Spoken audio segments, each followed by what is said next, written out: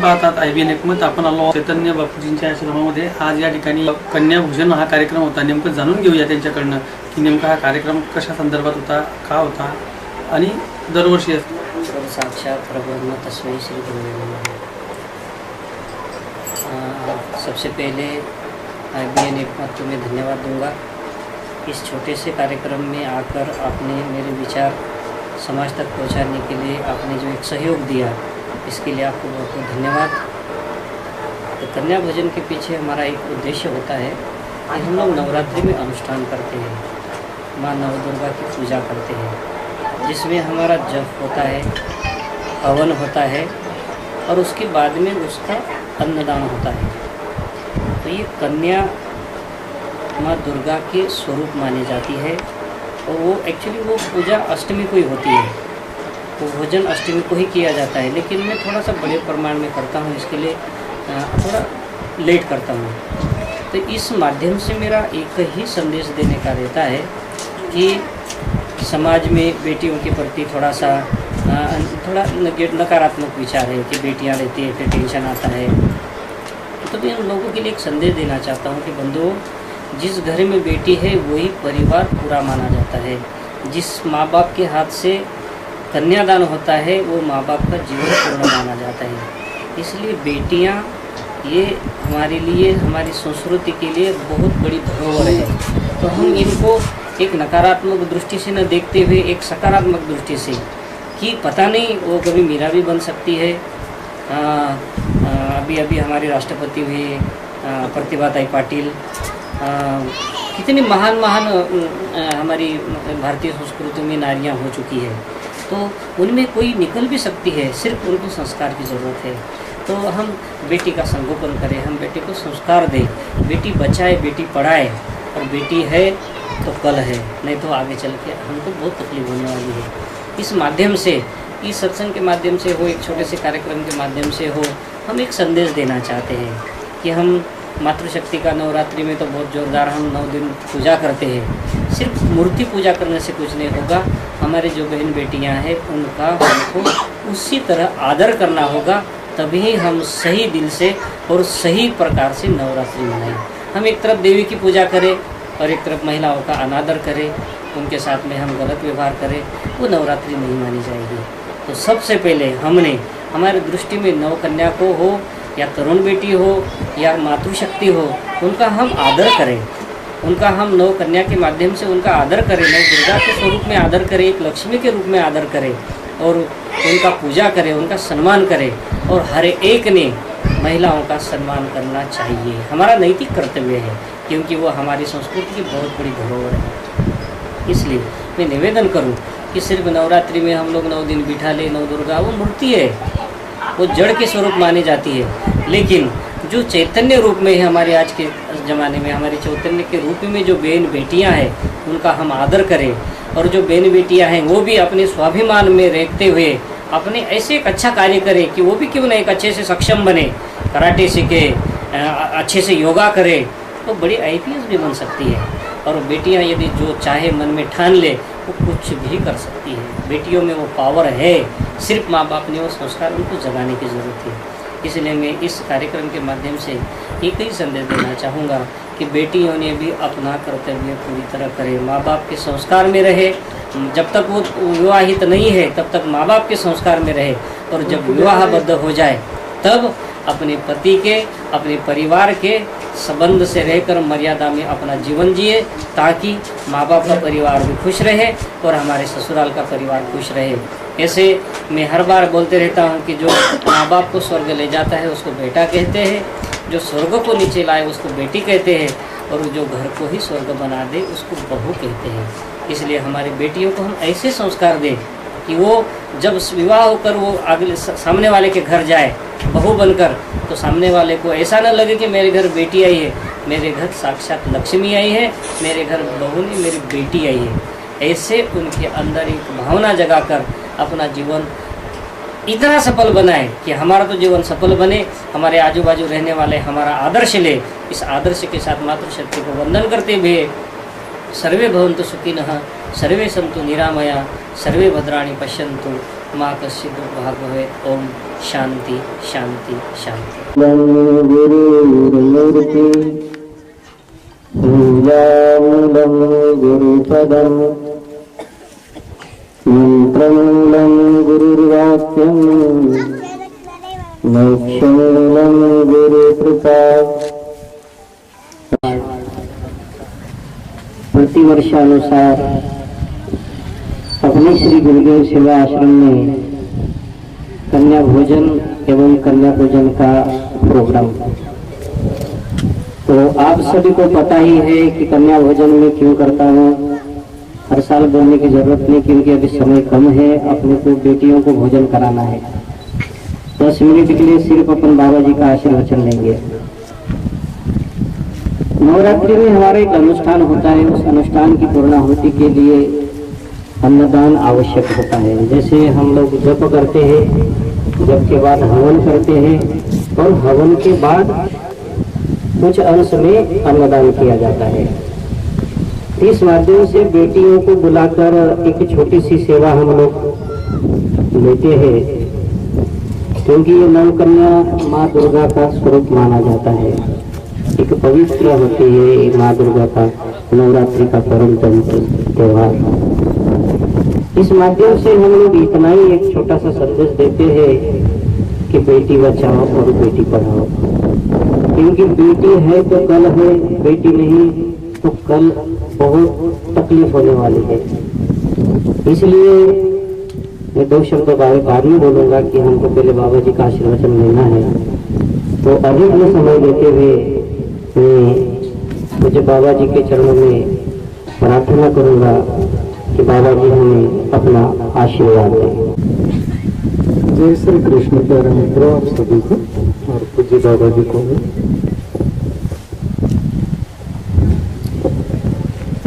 प्यारे मित्रों, सर्वर संतजन और मैं इन 4 तत्वों के बारे में बोला गया कि ये अपने लिए जीते नहीं, ये जीते हैं जगत के लिए, जगत के जीवों के लिए। सर्वर यानी पेड़ होता है, सही? उस पर पत्ते होते, वो छाव देता है, फूल फल देता है, पत्थर मारो तो भी फल देता है, कुछ बोलता नहीं। अपने लिए जीता नहीं, जगत के लिए ही जीता है पूरे 100%। पेड़ उसको कटवा डालो तो भी फर्नीचर बनकर हमारे घर में आता है और ये ईंधन भी देता है पूरे यानी अपने लिए जीता नहीं। सरोवर यानी तालाब होता है, डैम होते हैं, पानी जो होता है वो भी प्राय अपने लिए जीता नहीं, जगत के लिए ही जीता है। उसमें से पानी को, खेतों को सींचो, जो भी कुछ करो, वो कुछ बोलता नहीं, वो देता ही है। इसलिए वो जगत के लिए जीता है, जगत के जीवों के लिए जीता है। तीसरा तत्व संत लोग जो होते हैं, 3 बार पहले बोलते मेघ राजा भी बरसता है तो उसको कोई लाभ नहीं होता, वो जगत के लिए ही बरसता है और हर जीव को हरा भरा करता है, जीवन दान देता है, अपने लिए जीता है।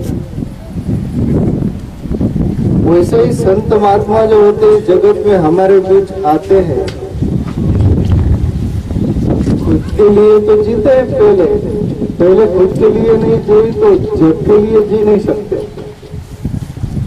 पहले खुद के लिए नहीं करेंगे तो जग के लिए कुछ नहीं कर सकेंगे। पहली नजर, पहला ख्याल, पहली सोच आपने और होता है उनका। फिर आपने आपको जान लेने के बाद, पा लेने के बाद फिर जगत के लिए बच जाते। ये तुकाराम बाबा जी बोलते ना, आता उरलो जगासाठी।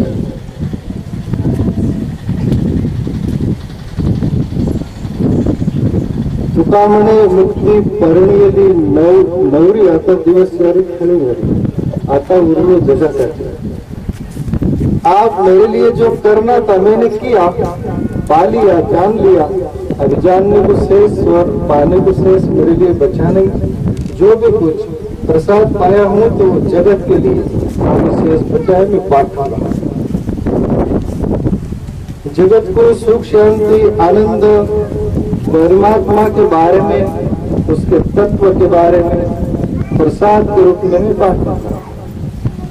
आता उर्वो जगह साथी। तो कोई भी संत महात्मा, प्यारे मित्रों, अपने लिए शेष बच जाता है, फिर अपने लिए ही जीता है। आज बाबा जी क्या मतलब होता है, जगत को इकट्ठा करो, बुलाओ और बच्चियों को, बेटियों के लिए अन्नदान दो, उनके लिए कुछ करो, उनके माध्यम से अपन को बुलाते हैं। सभी कुछ ये करने के पीछे उनका हेतु क्या है, क्या स्वार्थ है? कुछ भी नहीं। दो रोटी शान से खा सकते हैं, शान से ध्यान भजन कर सकते हैं, शान से जी सकते हैं। फूल खिला है तो मक्खियां आएंगी, तो ध्यान साधना आत्म तत्वों को जानेंगे, पाएंगे, वो एक जगह मौन में बैठे रहे। तो जो मक्खी होती है, मकरंद फूल पर जो होता है, उसके लिए वो फूल कोई फोन नहीं करता कि इनवाइट नहीं करता, कुछ भी नहीं करता, फिर भी मक्खी वहां आ जाती है। तो ऐसे ही संत महात्मा मौन भी बैठा रहेगा तो उसके लिए पर्याप्त है। हवा उसको छूकर जाएंगी, जगत को, पेड़ पौधे को, अपन सबको मिलेंगी, वो भी लाभकारी होती है। संत मौन में बैठा रहे तो वो भी लाभकारी होता है। तो प्यारे मित्रों, बाबा जी अपन सबके लिए, कन्याओं के लिए ये जो करते हैं ये परोपकार है। और जगत अपने लिए ही जीता है, अपने लिए सभी जीते हैं, अपने स्वार्थ के लिए सभी दौड़ धूप करते हैं, सभी कुछ करते हैं, पर परोपकार के लिए जो जीता है ना, ये इंसान वही होता है। कुत्ता भी पेट भर लेता है, कुत्ता भी घर मकान नहीं होता, कुछ दुखरे नहीं, चिंता नहीं, जहां मिले वहां खा लेता है पर सो जाता है। पर जो किसी और के लिए जीता है ना, उसी को ही बोलते हैं। आदि केले, मग सांगितले, कुछ करके फिर बोला, कुछ पाकर जगत को बांटा। ऐसे पूज्य हमारे बाबा जी, श्याम चैतन्य बाबा जी, इनका प्रेम पहले से ही प्रेम रहा। हम प्राय कहीं जाते नहीं। कल शाम को फोन किए कि बाबा जी ऐसा है, कन्या भोजन करता है, मेरा ख्याल तो रहता है, फिर भी बुलाए तो मैं उनके प्रेम के खातिर और आपके प्रेम के खातिर आगे, और एक कन्याओं के लिए, बच्चे उनके लिए। प्यारे मित्रों, स्त्रियों को, बच्चियों को जो सम्मान, मान सम्मान देना नहीं जानता, तो किसी को भी मान सम्मान नहीं दे सकता। कदर आदर पहले उनकी होनी चाहिए। तो उनसे हम है, हमसे भी वो है। मेरे फोन व्हाट्सएप पर प्राय ज्यादा देखता नहीं, व्हाट्सएप कुछ भी ऐसा, फेसबुक वगैरह कुछ नहीं। और एक दिन सहज कोई श्याम चैतन्य बाबा जी का और भी ऐसे 2-3 लोग हैं, उनकी कुछ ग्रुप समय से अच्छे तत्व की कुछ आते हैं, तो मैं देख रहा था स्त्रियों के बारे में। स्त्री के बगैर चलता ही नहीं जगत। बोले पढ़ाई करो, विद्या हासिल करो, पढ़ाई करो, लिखाई पढ़ाई सब कुछ तो तुम्हें चाहिए, लक्ष्मी चाहिए, लक्ष्मी जॉइंट होनी चाहिए। और मंदिर में आरती पूजा ये सब ऐसा देखता हूँ, इसमें बड़ा प्यारा।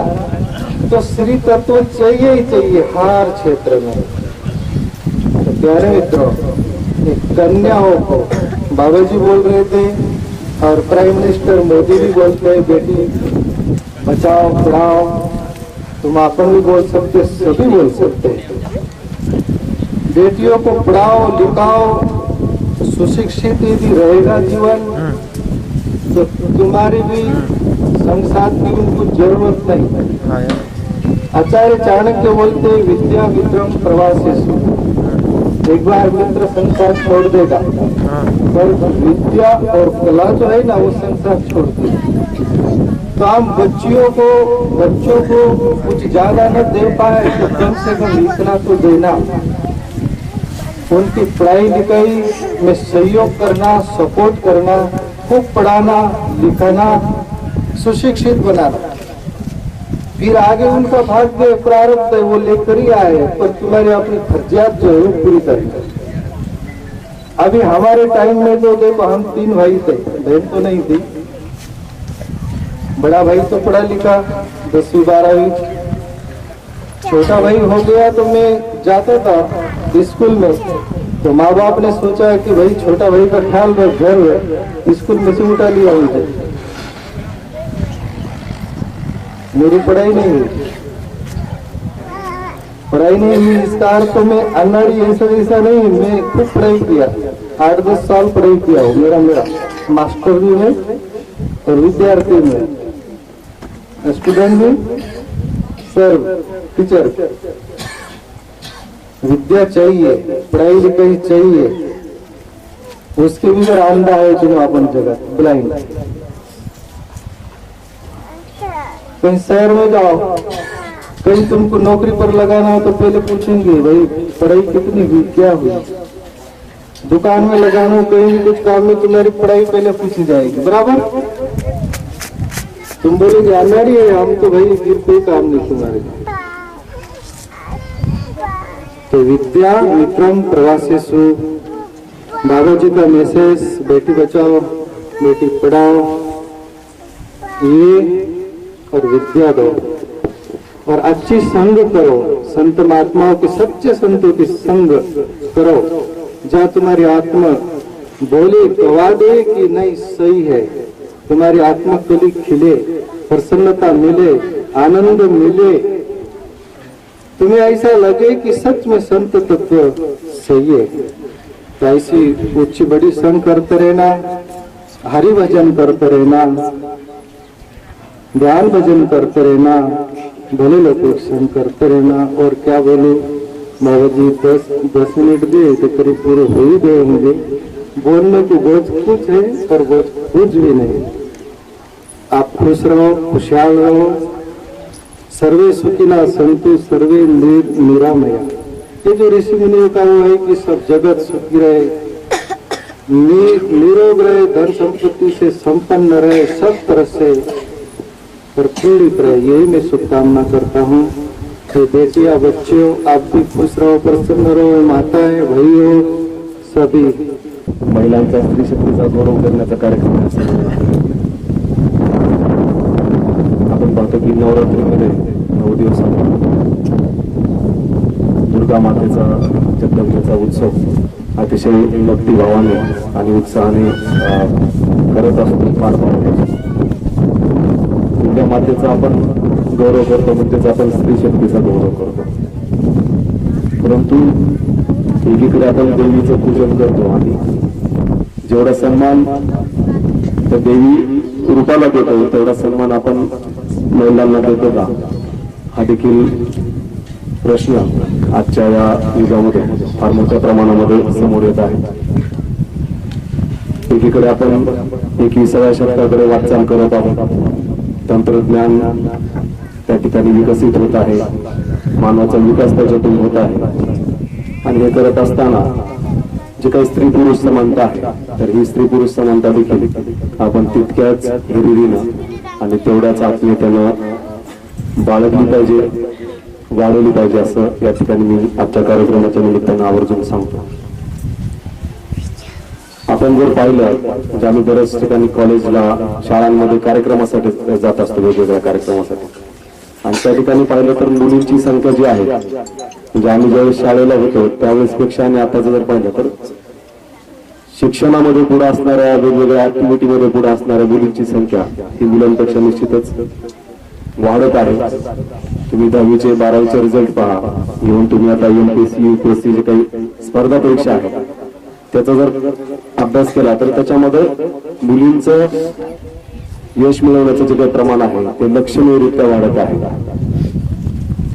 मग स्त्री ही पुरुषापेक्षा निश्चितच कमजोर नाही, तर ती देखील सक्षम आहे हे आपण समजून घेतलं पाहिजे.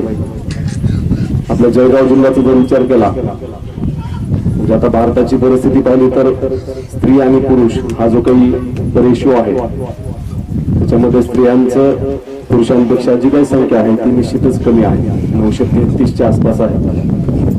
जळगाव जिल्ह्याचा विचार केला तर ती त्याच्यापेक्षा कमी आहे, 913 आहे. आपल्या तालुक्याचा विचार केला तर ती 919 आहे. म्हणजे 919चा विचार केला तर 100 पुरुषांमागं 1000 पुरुषांमागं किती स्त्रिया कमी आहेत? 80 स्त्रिया कमी आहेत. आणि काही जिल्ह्यांचा जर विचार केला तर तो त्याच्यापेक्षा देखील कमी स्त्री पुरुष दर आहे. भविष्यामध्ये जे काही फार मोठ्या समस्या ज्या आहेत त्या समस्यांना आपण याच्यामुळे तोंड द्यावं लागणार आहे. मुलींना फक्त शैक्षणिक म्हणजे शिक्षणामध्येच पुढे नेऊन उपयोग नाही तर बाकीच्या स्वतः सर्व बाबीमध्ये त्या सक्षम झाल्या पाहिजेत यासाठी देखील सर्व पालकांनी प्रयत्न करायला पाहिजे. आपण न्यूज पेपर वाचतो, आपण वेगवेगळे न्यूज चॅनल्स पाहतो, तर पेपर उघडला किंवा न्यूज चॅनल सुरू केले तर कुठं ना कुठं महिलांवरती मुलींवरती अत्याचार होणाऱ्या घटना आपल्याला समोर येतात, वाचायला मिळतात, पाहायला मिळतात. आणि असं ज्यावेळेस आपण वाचतो किंवा पाहतो त्यावेळेस निश्चितच आपल्या एखाद्या लहान मुलीवरती अन्याय अत्याचार झाल्याची जर घटना आपण वाचली किंवा पाहिली तर आपलं मन निश्चितच जे काही एक सामान्य नागरिक आहे त्याचं मन सुद्धा निश्चितच हेलावून जातं. तर अशा घटना फार मोठ्या प्रमाणामध्ये घडत आहेत. तर हे होत असताना मुलींना इतर ऍक्टिव्हिटी स्वतः देखील त्या या ज्या काही गोष्टी आहेत अपप्रवृत्ती आहेत यांचा विरोध करण्यासाठी त्या सक्षम झाल्या पाहिजे. त्यासाठी आता नवीन टेक्नॉलॉजी आहे त्याचा देखील वापर केला पाहिजे. किंवा त्यांना आता खेडेगावामध्ये मग मुलींना कराटे कसं शिकवायचं, ठीक आहे, किंवा मैदानी खेळ कसे शिकवायचे. परंतु आता तुम्ही सायना नेहवाल ऐकलं असेल, PV सिंधू नाव ऐकलं असेल, तर या खेळामध्ये देखील महिला ज्या आहेत त्या अतिशय पुढे जात आहेत. कुस्तीसारखा खेळ आहे, कबड्डी सारखा खेळ आहे, त्याच्यामध्ये महिला आपलं नाव कमवत आहेत. तर आता नवीन युगाचा विचार करता तर या सर्व गोष्टींना मुलींना देखील या सर्व बाबींमध्ये सर्व कलागुण असतील याच्यामध्ये आपण निश्चितच त्यांना ते शिकवलं पाहिजे. त्याची आवड असेल तर त्याच्यामध्ये त्याला निश्चितच पुढे नेलं पाहिजे. तर खरं आपण स्त्री पुरुष समानता जे काय म्हणतो जे बोलतो ते प्रत्यक्ष आचरणात आल्यासारखं होईल. आणि निश्चितच महात्मा फुलेंनी म्हटलं होतं की एक स्त्री शिकली म्हणजे संपूर्ण जो काही समाज आहे तर तो समाज शिकतो. स्त्री शिकली म्हणजे तिच्या कुटुंबातील जे काही सदस्य आहेत त्यांना ती शिकवेल. आणि एक कुटुंब शिकलं तर समाज चांगला सुधारेल, आणि समाज सुधारला तर आपला देश निश्चितच त्याच्यामध्ये सुधारेल. त्याच्यामुळे स्त्री शिकतेचा आदर करा आणि मुलींना चांगलं शिक्षण द्या. सगळ्या ऍक्टिव्हिटीमध्ये मुली निश्चितच त्यांच्यामध्ये क्षमता असते, त्यांच्या क्षमतांना विकसित होण्यासाठी चालना द्या. असा आजच्या कन्या भोजनाच्या कार्यक्रमाच्या निमित्तानं मी आवर्जून या ठिकाणी सांगतो. बाबाजींनी या ठिकाणी बोलवलं, मला 2 शब्द बोलण्याची संधी दिली, त्याच्याबद्दल मी त्यांचे आभार व्यक्त करतो. धन्यवाद. जय हिंद, जय भारत. कन्या